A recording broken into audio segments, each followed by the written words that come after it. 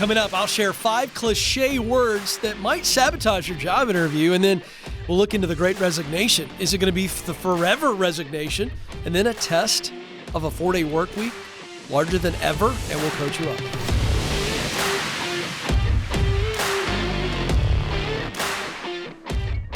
All right, folks, welcome to the Ken Coleman Show. Thrilled to have you with us.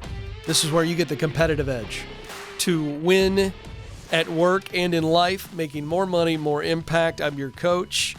Excited that you are here, and let's dive into this. So this is fun. The team and I were looking at a lot of data, a lot of studies around job interviews, and let's just frame this. Job interviews are the most important performance that most of us will ever have. You know, few of us are rock stars or stars of stage and screen, and so performing in the job interview that has tremendous impact on your income and your personal growth, it's a big deal. So let's dive into this, because this is funny. We were looking into this and diving into where we as human beings tend to overuse words. My gosh, you all could probably have a drinking game based on things I say all the time on the show. You know what I mean? I mean, we just kind of fall into this stuff. And so cliche can very easily make us look average. If everybody says it and we say it and it's an answer to a specific question and it becomes cliche or like a politician kind of answering the question but not really, then what happens is that potential employer or maybe even your current leader begins to zone out. And that's not good. So here we go. 5 words overused or phrases overused that can make you sound unoriginal. Number 1, I'm a hard worker. Well, everybody says that about themselves. Oh, I'm a hard worker. Great. But that's not enough to hang your hat on. You know, it's like when you use it, here's what happens. Here's how this comes across. Well, everybody who works here should be a hard worker. Everybody. I mean, that's the baseline. You should be a hard worker. Because let's flip this. If you were to say, well, I'm a decent worker. I work decently, meaning my effort is decent. My effort's okay. My effort's average. You wouldn't say that. So everybody should be a hard worker. So that cliche, again, doesn't say a whole bunch. And it doesn't make you stand out. It just draws you back, pulls you back to the average. Number 2, how about this one? Same category. I'm a team player. Well, again, that's the baseline. You got to get along with the team. If you don't get along with the team in a healthy organization, you're not going to last. Everybody has a role on the team. So by saying I'm a team player, it's like saying I'm a human being. Because again, what's the flip side? You know, I get along with a few people on the team, but there's always a few people on the team and I just, I don't want to deal with. And as a result, I don't. And I have tension with them. You wouldn't say that. Number 3, here's one. This one gets thrown around too much. I'm passionate. Well, listen, I love the word passion. It's one of the elements of the Get Clear assessment of purpose. I use what I do best, talent, to do work I love, passion, to produce results that matter to mission. I love the word passion. But just coming and going, I'm just passionate, you got to tell them specifically what you love. Let's use the word love instead of I'm passionate. I love working with details and processes, specifically to figure out what are the most important things that need to get done, and then how are we prioritizing processes and getting the right people up to speed, up to date with what's going on. That's how you would say something like that, not just I'm passionate about project management. Great. Tell me what you love specifically about project management. Number 4, and again, I want to highlight, there's nothing wrong with these words. It's just we use them as labels as opposed to describing how you are these things. So the 4th one is adaptable. Again, adaptability is wildly important. It's one of the 5 qualities I write about in the book From Paycheck to Purpose that will get you qualified. Being adaptable, will get you promoted. It absolutely will. But again, in a job interview, you don't want to just rely on these labels. Well, let's have some fun with this. Alex is interviewing me and he says, Ken, describe yourself. Well, I'm a hard worker, team player, passionate about this kind of work. Pretty adaptable. I mean, we just went through 4 of them and I heard what I said. You heard what I said, but I didn't tell you anything about myself. It's like a politician talking. Well, so a good leader in an interview like that is going to have to dig in and go, how do you define team player? Now you're on the spot. You better be able to define it. So the idea here is we want you to get away from jargon and be able to go deep. Here's the 5th one. Innovative. Yeah, I'm a hard worker, Alex. Good team player, a lot of passion for production and broadcasting. Pretty adaptable, very adaptable. And I've been told I'm innovative. Again, all I did was put out bumper sticker labels. It's left to the interpretation of the interviewer. And by the way, folks, can I just do you another favor? They're not very good at this anyway. So if you respond to people who don't do a good job digging and asking questions, and a lot of leaders in the interview process don't, and all you give them are these labels, they walk away going, Ken, what'd you think of Ken? Okay, so in this scenario, Alex goes and talks to Nathan. And Nathan goes, what'd you think of Ken? And Alex goes,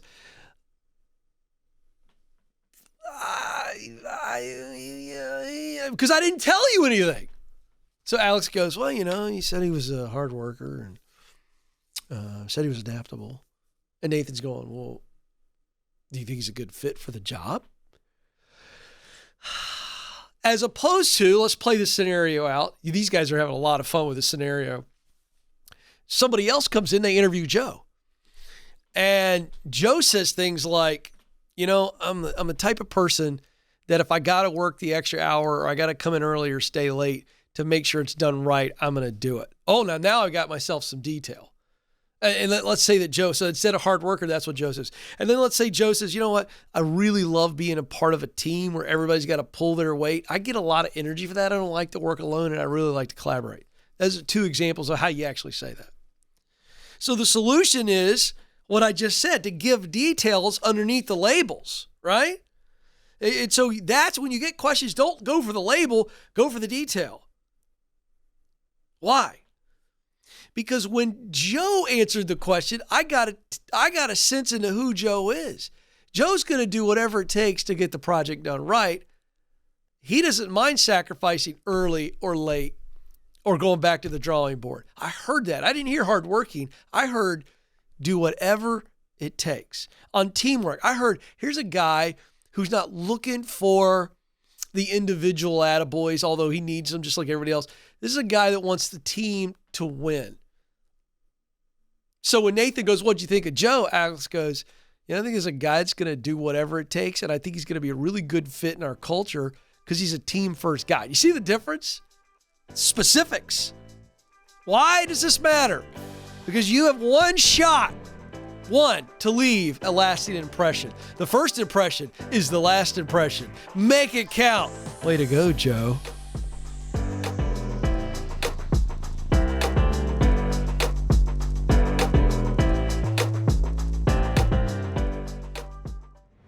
You were created to fill a unique role in this world, but figuring out what that is can feel overwhelming. That's why we created the Get Clear Career Assessment. In less than 15 minutes, you'll get customized results that clarify and verify what you do best, the work you love, and the results you want to produce. You'll even get a list of professional possibilities to help you jumpstart the job search. To get started, go to kencoleman.com/assessment.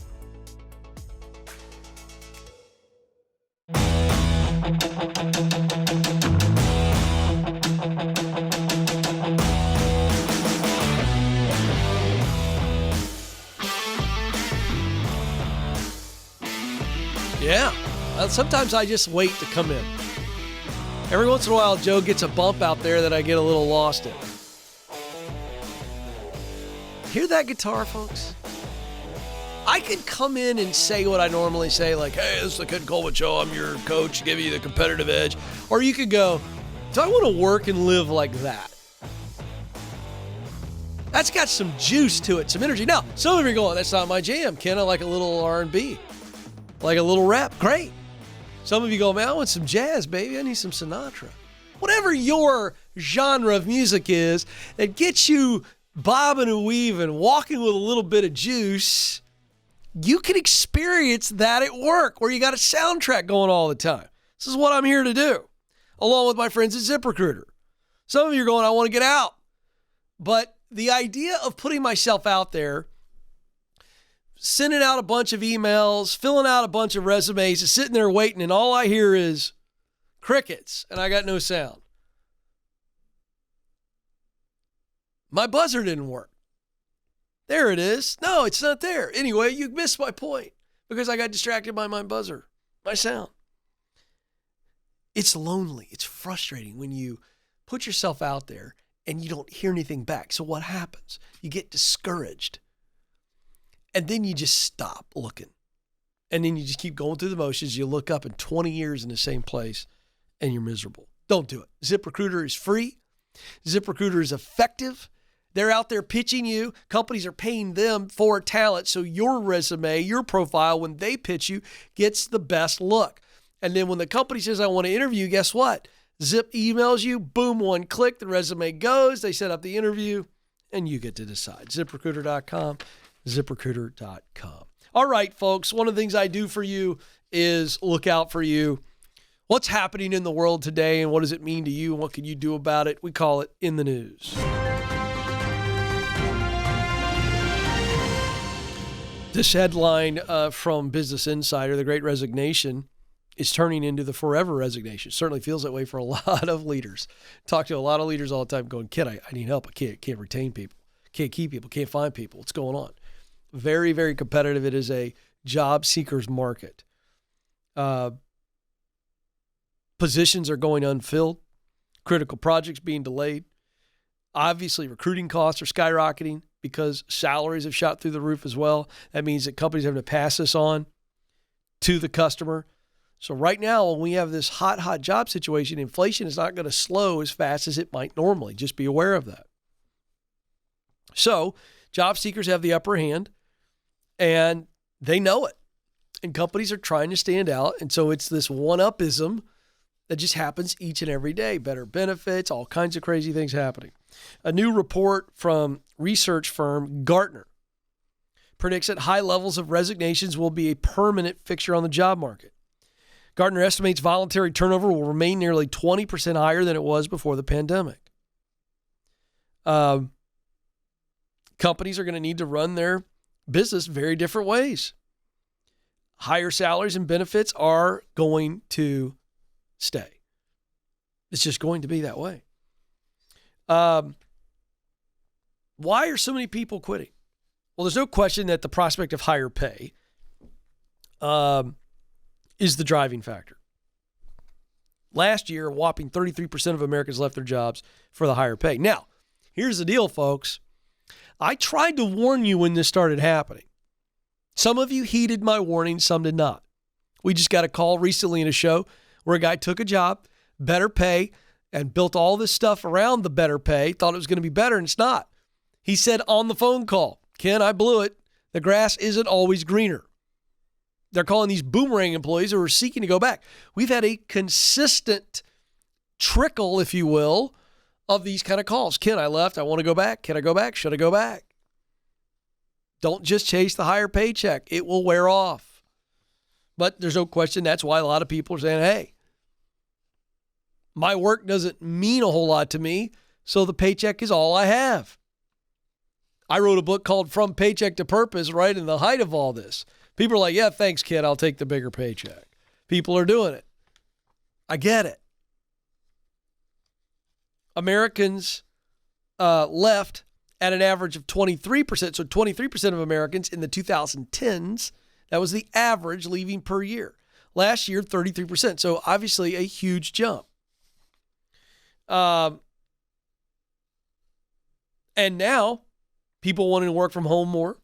People wanting to start their own businesses. People walked away for a variety of factors. Why do I share this?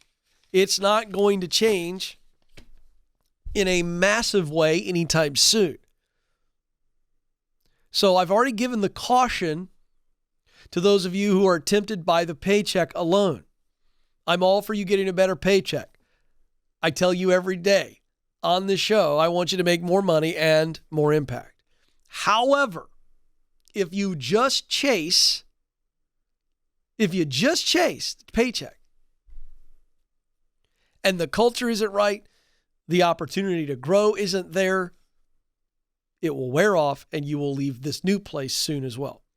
Now, for you leaders out there, I don't buy the suppositions in this article and others that the only way to compete for talent is to keep one-upping your competition on salary and benefits. Because listen to me, folks, there's math involved here. At some point, it becomes unsustainable. What do you think the average American's appetite for inflation is right now? You can't keep upping salaries and benefits. So at some point, that will slow. And you will win on culture. You will win, leaders, on how you treat people. Because that is the new competitive edge. Is not paycheck, it's better life. Not better paycheck, better life. Hear me say this. Because the economic factors will eventually stop the up for pay. It just will.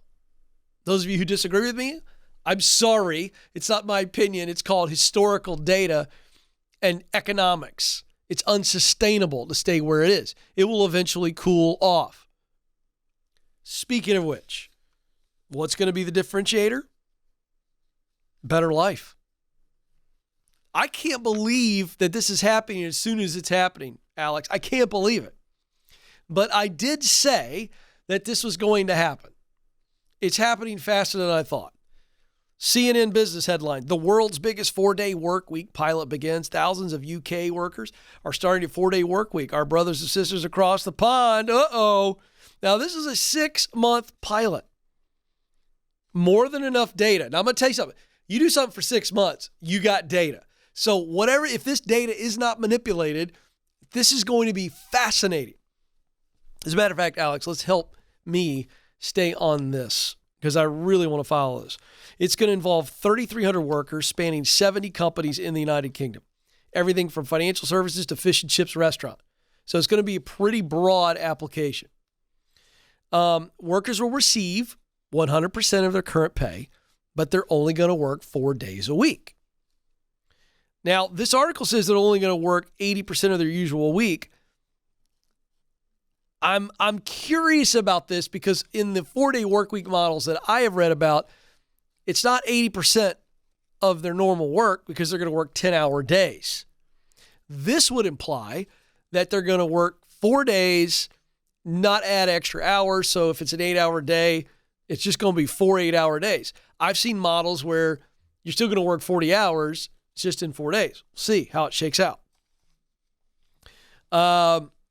This is a partnership between a nonprofit and then Cambridge, Oxford, and Boston College. So all of these universities are kind of going along and studying this.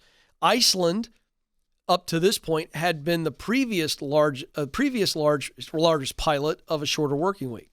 Between 2015 and 2019, listen to this, 2,500 public sector workers involved 2 large trials. The trials found no corresponding drop in productivity among participants, and they did see a dramatic increase in employee well-being. Now, those were government jobs. Don't know what kind of impact that has on it, but here's my point in sharing this. This is catching a lot more steam than I thought. You leaders would be well aware of this. It would be a good thing. Stay on it.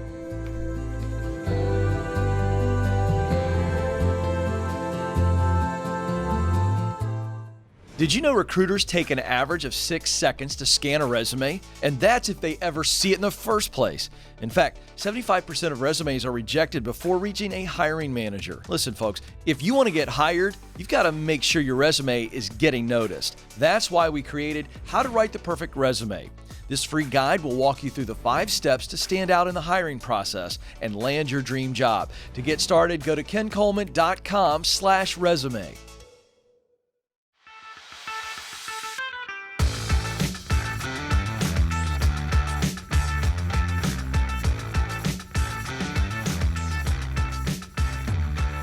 Welcome back to the Ken Coleman Show, where we give you the competitive edge to win at work and in life. More money, more impact. One phone call away, 844-747-2577, 844-747-2577. We specialize in those sticky, stuck moments in the now. How do we get you out of that so that we can then focus on a better future at work? 844-747-2577. All right, to the phones we go. Salt Lake City, Utah is where we start. Charlie's there. Charlie, you're on the Ken Coleman Show. Hi, Ken. Thank you for taking my call. I have had 3 job offers rescinded in the last 3 years, Wow. most recent of which was about a week ago. And I'm trying to figure out what to do next, both in terms of logistics and also in terms of attitude.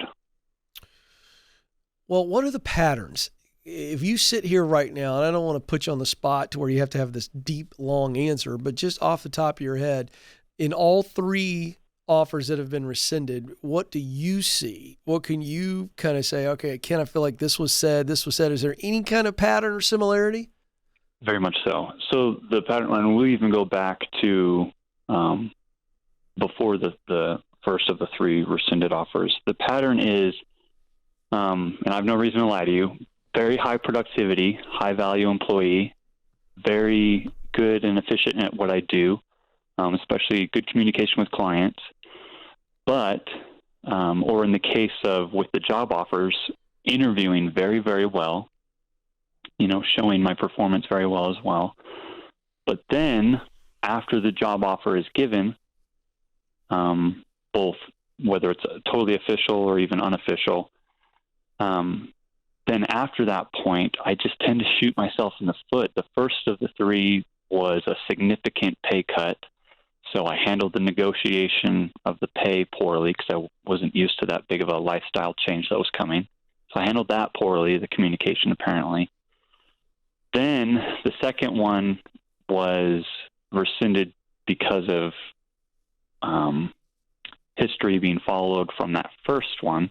So it kind of was the 2 job offers being rescinded were from the same, episode, if you want to call it so that. These were internal offers with the company you were working for? So it was an outside company. So the first one was for an outside company, and then it was, signed, offer given. Then it was rescinded after I handled negotiation poorly. Then a year later, with a different department of the same company, somebody was head over heels, wanted to hire me. They were telling me how they were going to go to bat for me on my, a signing bonus or whatever, even before I applied. Then once we went through application process, they went to HR and they said, even though I want to hire you, HR won't let me hire you. Okay, because they had a bad taste in their mouth based on the other one. Okay, Correct. So what happened on the third one? What happened on the third one? The third one's most recent. I interviewed super well, different company.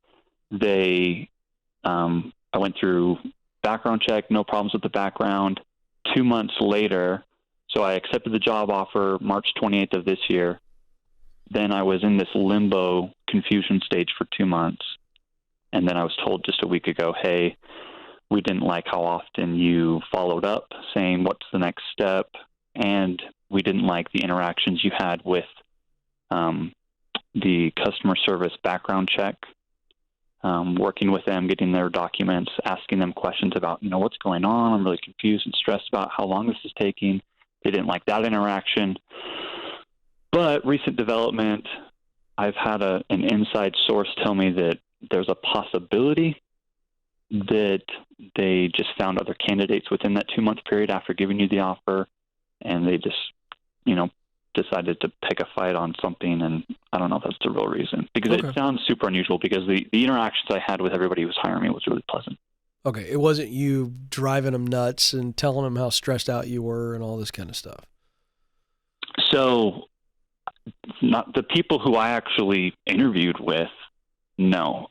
My suspicion is whoever said no to my offer or made that ultimate decision never actually spoke to me. I do not believe it was anybody who actually had an interaction with me. Okay, so they've heard something, but so here's what's interesting. We got to try to tie all this together, not for purposes of beating yourself up, but you said something very telling just a moment ago when you said, I tend to shoot myself in the foot, which means you're admitting that you've got some role in these, all three of these. Well, I mean, I'm very much a believer that everything that's happened to me is my fault. So, well, that's not true either. Problem. So let me throw out the first one. No, I don't mind if you correct me, but I don't want you to beat yourself up unnecessarily. The first one, you were asked to take a much lower pay cut, and I don't know that any type of negotiation, no matter how smooth or sweet it would have been, would have gotten them up to the number that you would have needed. Is that true, or am I wrong? How far apart were you? So I was used to just a hair over six-figure lifestyle, and I was making an industry change, which I knew I was okay with the long-term goals. How far apart was it between what you were making versus what they were offering? It was 35% gap. They're not going to make – it's a different industry, so they're not going to make that up. So you, in some ways, you still have responsibility, but I'm saying you went out and looked for a job, and the gap was so big. There's no amount of negotiation that, in my mind, that would have gotten that up there. You would have had to make. I wasn't trying to get them all the way back up. I was just trying to get them marginally. I was trying to get them a couple. Then what do you think your blind spot is? Knowing you the way you know you and trying to be gut level honest versus if I were to go interview all your friends and family about these scenarios and what they know about you, what do you think your blind spot or what do you think your weakness is in these three situations? What do you think is the issue? I don't know when to drop it. I don't know when to stop. That's what I think. So this is what makes me super good in terms of producing. Right. So I'm a salesman. That's right. You know what your theme is? You know what your theme is? Yeah, you're great. I'm cutting you off because here's the deal. That dogged determination and maniacal attention to detail or focus or whatever, I'm probably all around it, is what makes you good in your job, but it makes you obnoxious when you don't have answers. Yeah. Is that about right? Yeah, I'm very obnoxious. Okay, so here's the deal. It's a problem. It is and it isn't. It's the flip side to what makes you great. True. On the other side or the underside of every talent is a weakness. Would you agree with that? 100%. So you find highly creative people are usually disasters with details. That's just one, and I'm thinking of myself. Okay, so what you have to now do is mitigate for that and go, wait a second. The next time I go for a job, I'm not going to get myself into a negotiation.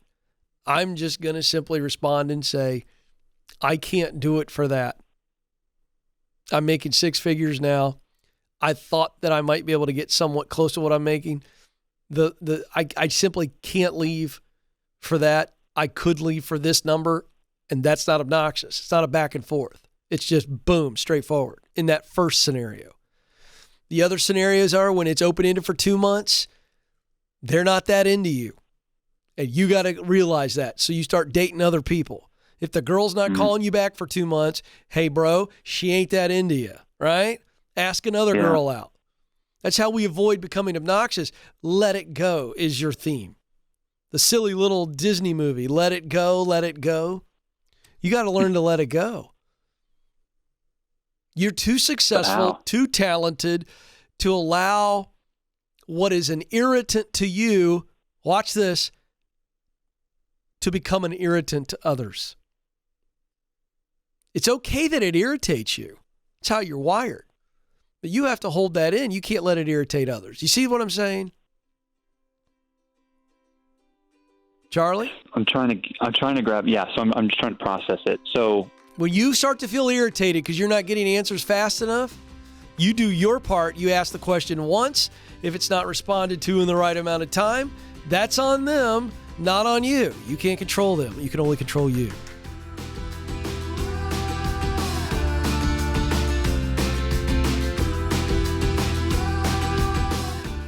You were created to fill a unique role in and through your work. Now, some of you may be going, I have no idea what that is. Some of you may be saying, I know what I want to do, but I don't know how to get there. I felt all of those emotions. I've been where you are, and I can tell you, there's hope. That's why I wrote the book, From Paycheck to Purpose. You can make the income you want and the impact that you desire.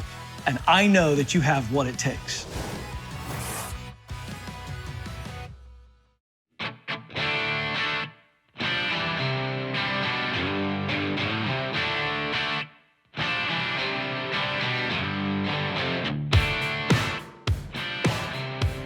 Oh, yeah, that's got a little juice to it right there, Joseph. Yes, sir.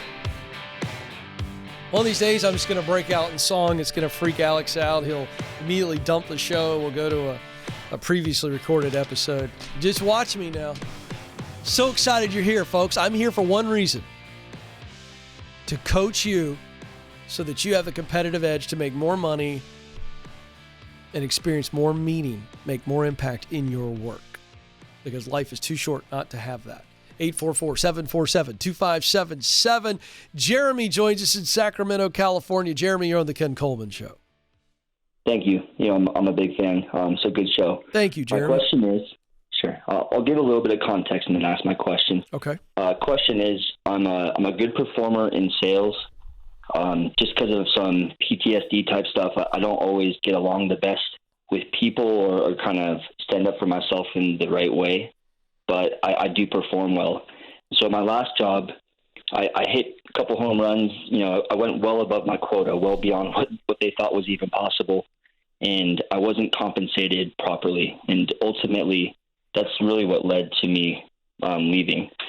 And with my next position, I'm not concerned about getting a job. I know that I'll probably have a few jobs to choose from. My concern is having the same issue where I was more dedicated to the job than they were to me, and ultimately I'm going to have compensation issues.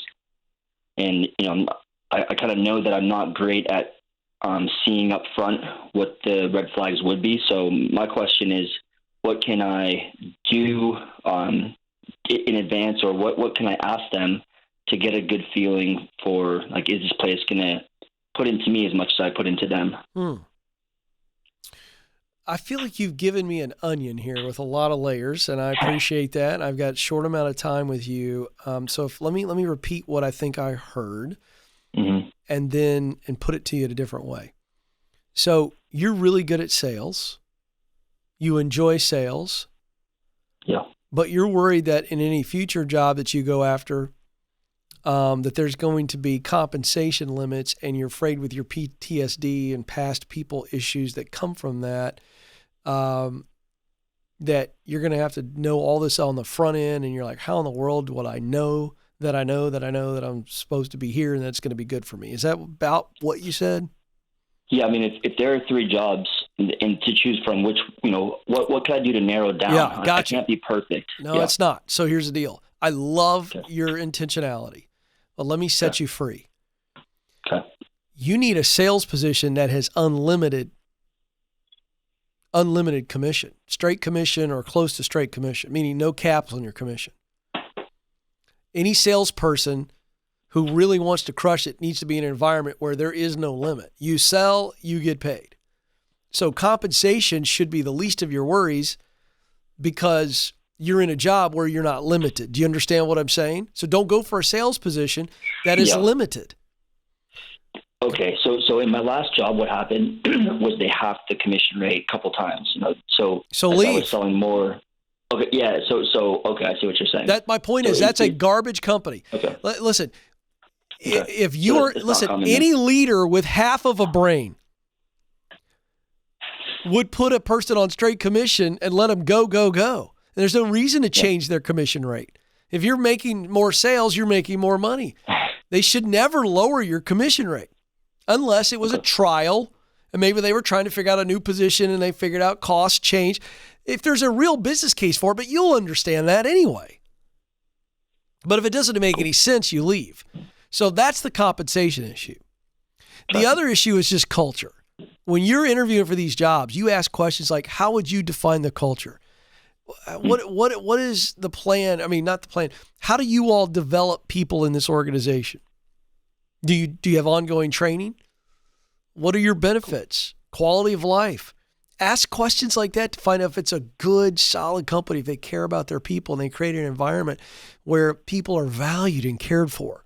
If you can come to that conclusion, that they care for people and value people, no company's perfect, but they care, and it's a good environment by talking to people, by the way, that work there, they'll tell you. See how they treat their vendors. Do some homework. Ask lots of questions in the interview, outside of the interview to people who can tell you. And then if you have no limit on your ability to sell, then I think that's all you're looking for. Turn me loose, Makes baby. sense. If I kill it Yeah, it's awesome. and drag it home, let me eat it, baby. Right? Because you're a rock star. That's what you're looking for. Don't overcomplicate this, man. And if you need to, go get some therapy, man. You can overcome some of the stuff you've had to deal with. I know you can. You sound like a freaking awesome guy. I'd buy something from you.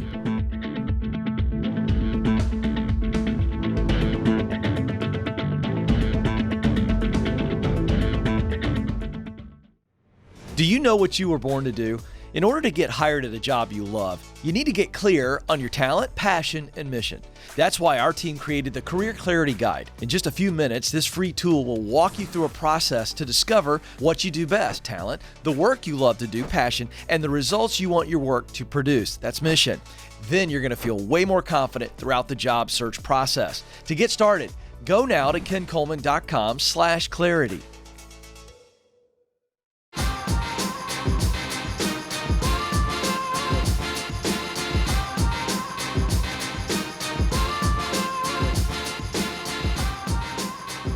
Welcome back to the Ken Coleman Show, where I coach you up to have the competitive edge, to make more money and make more impact. Life is too short to just be in an okay job with no ladder towards a better life, and I can help you find it, I can help you win it, and I can help you grow in it. How about that? How about that for a promise? Let's go. I love coaching you folks. It is the fabric of the show. If you break it all open, at the end of the day, that's what I feel like I am for you as your coach. But I am limited in the amount of calls that I can get in a show, B, the amount of time I can spend with folks. And so it's been a dream, and I mean dream, for a long time to launch Ramsey Career Coaching. We are launching it slowly. We're launching it small, which is the right way to launch anything, by the way.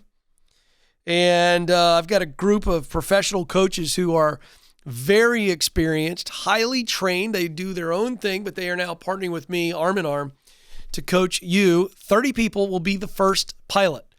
30 people, it's a whole lot cheaper than it is to get me anyway. But it's incredibly effective. Imagine being able to go a full hour with somebody who can go deep with you. It will more than pay for itself. Very affordable, very efficient and effective. Go to kencoleman.com/coaching, kencoleman.com/coaching. And again, limited to the first 30 people to sign up. So go, go, go. All right. 844-747-2577 is the number. Let's go to Springfield, Missouri. Dylan is there. Dylan, you're on the Ken Coleman Show. Hey, how are you doing? Dylan, I'm living the dream, man. How can I help? So recently at my place of employment, we have had an issue with our managers kind of getting away with whatever they want to do. And it's not like little stuff like breaks or stuff like that. It's kind of more like we had a Christmas party where someone was actually assaulted by one of our managers, like punched in the ear. What? Like bleeding out the ear. Whoa. What caused the manager to punch the employee in the ear? Alcohol.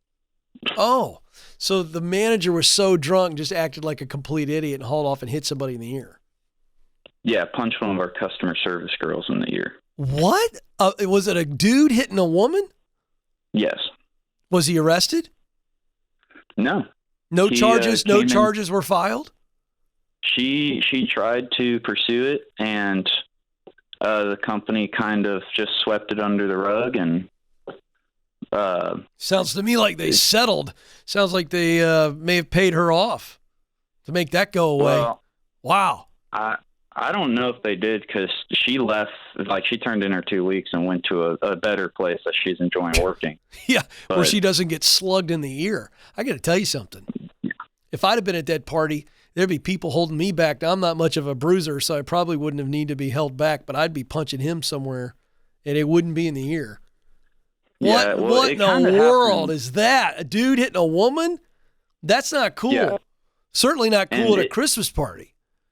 No, and it happened kind of like away from people, where like, because it would have been bad for him had a lot of people seen, I assume. That's what I would hope so.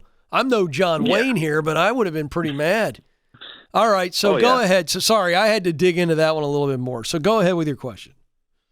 So that happened. He comes to work drunk the next morning and then gets sent home just because of the incident.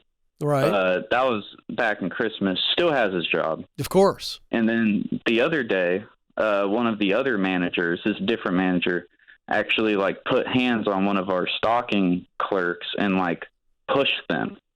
And his reasoning for that was because he was being disrespected by this kid who just graduated high school. And so I'm finding it hard to continue to like want to work for these people. Yeah. Yeah. Because you're a decent human I have other being. jobs. Yeah, I've had other jobs I've been looking for, but in the chance that I'm not able to move, it's just hard to like find any motivation to go back to this place. I get it. So is there a long-term strategy for your career? Like, where do you want to end up?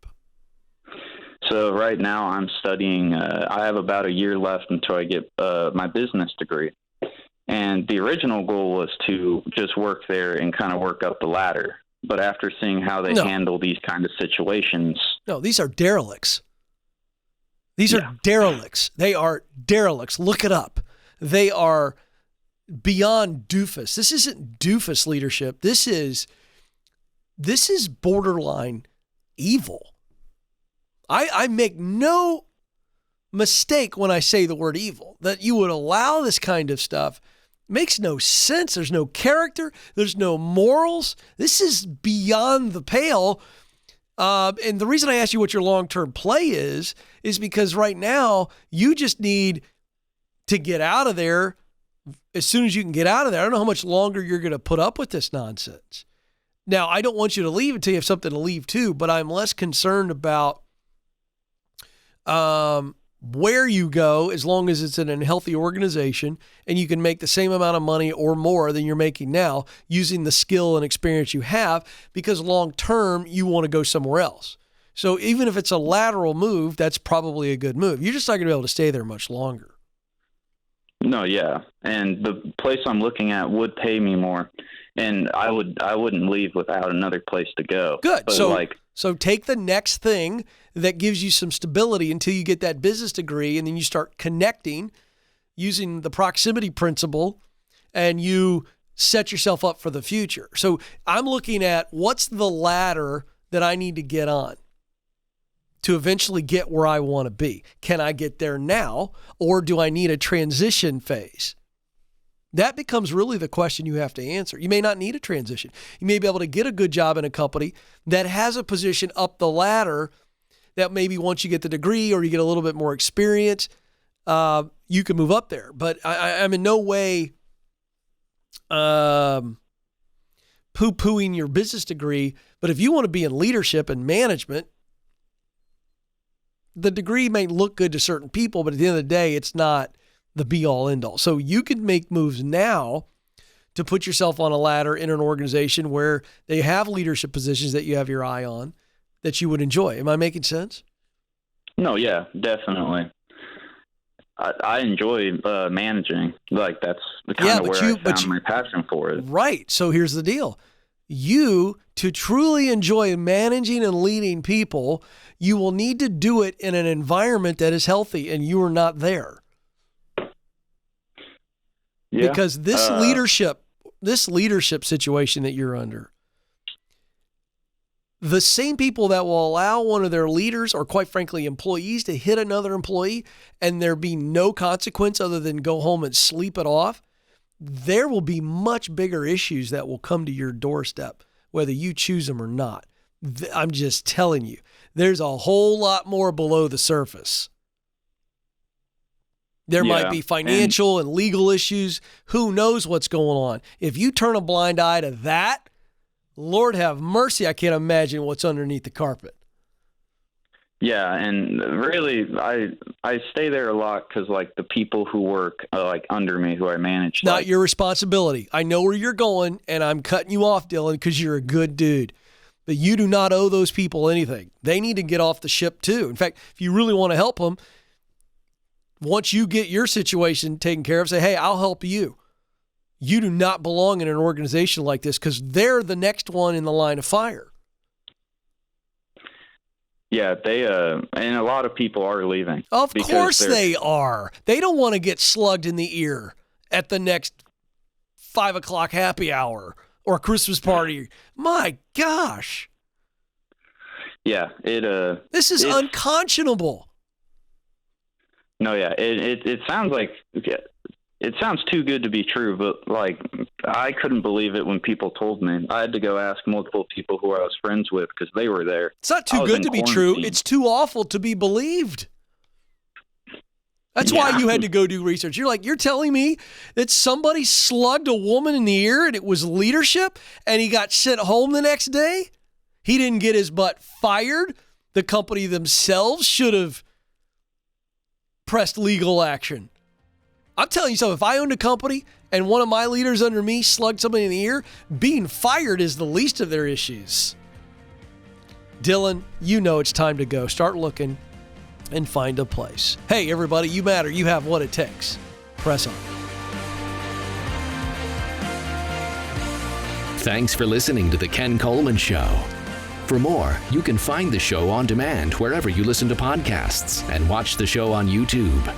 You can also find Ken across all social media by following @Ken Coleman.